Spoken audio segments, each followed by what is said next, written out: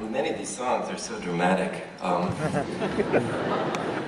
have a kind of intensity, and to have to reside in that night after night on this tour has been a very fascinating challenge, physically, emotionally, in the throat and in the heart. It's very interesting, you know, having to deal with that. And I think a lot of these songs are much more maybe impulsive than what I've written in the past, and that I think that was a deliberate decision. When I was working on some new material, I decided I wanted to do away with concept and narrative and form, and do away with setting and character, do away with history, geography, do away with all of that, and just to start from here, from within the body and the heart, the brain, you know, the spinal cord and the nervous system, the body itself, feeling and touch sensation.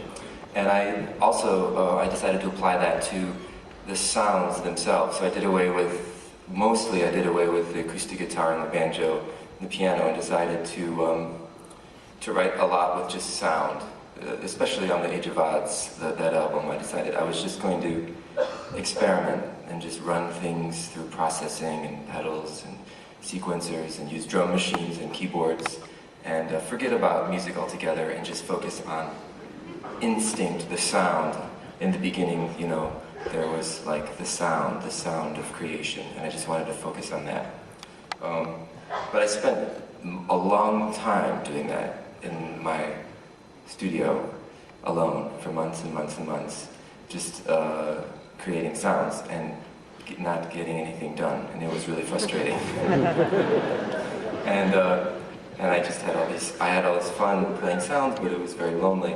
And then a friend of mine introduced me to this folk artist named Royal Robertson, and all of a sudden everything shifted for me, because I decided to use Royal Robertson as a foil. Royal was an African-American Southern painter, sign painter, folk artist from Baldwin, Louisiana. He lived in the middle of nowhere, this little village, little town. And he painted signs for local businesses. And he lived in the house that he built himself. And he had a beautiful wife named Adele, and they had 12 children together. And they were very, very poor, but they had love and spirit, and they had the Lord, and they had art, and they had Royal's gifts, spiritual gifts of prophecy, of seeing to the future and seeing to the past, because he was a self-proclaimed prophet, a minister, a soothsayer, and he was obsessed with numerology and astrology, and he had this obsession with outer space, and so they had this very sort of fantasy world together, him and his wife and his children, in their little home that they created themselves. And Royal, even though he for a living he made signs and painted police cars and ice cream trucks and painted murals for the local clubs, he also did his own artwork. And his work was basically a rendering of his imagination and the visions that he saw during his sleep, or when he had out-of-body experiences, or when he was visited by spaceships and UFOs, or by God and by angels and by kind of ghosts and spectral shapes. And he would draw all these things from what he saw in his visions. And he called himself, what did he call himself? It was patriarchal, mystical prophet Royal Robertson, Libra artist. He called himself Libra artist because that was his astrological sign. And his work so consumed him near the end of his life. There's one interesting fact about Royal is that his work so consumed him and his vision so consumed him that eventually he lost all sense of reality.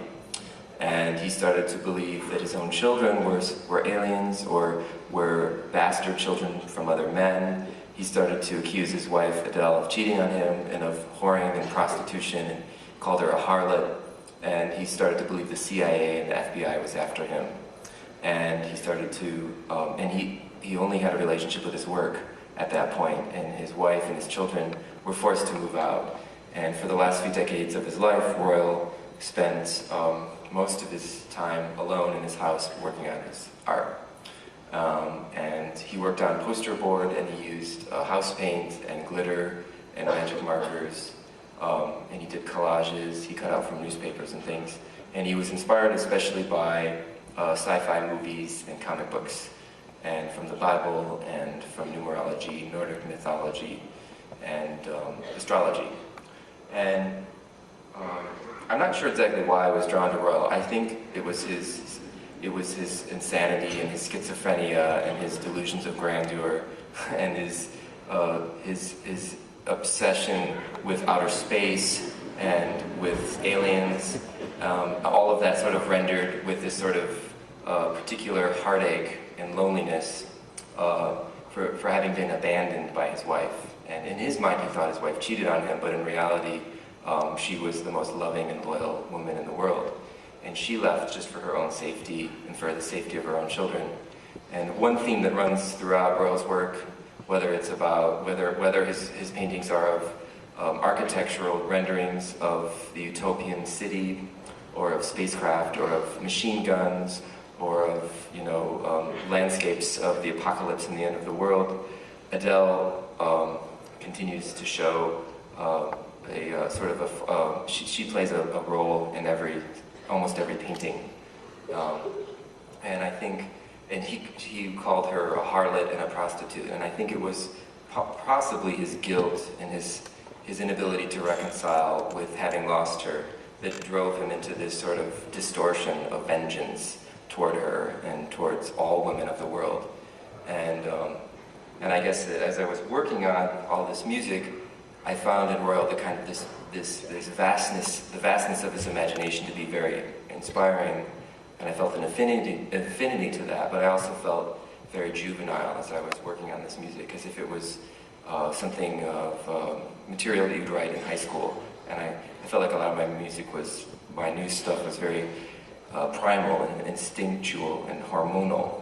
And Royal's work has that kind of element too, even though it's very sophisticated and it shows a kind of scholarship of many things. It's still very, very primal, and it's all about loneliness and sensation and the desire to connect with people in spite of his antisocial state of mind.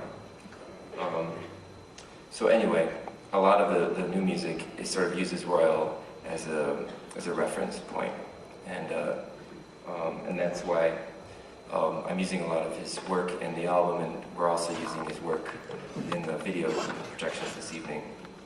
And so this is a song. This next song is one that I wrote for him.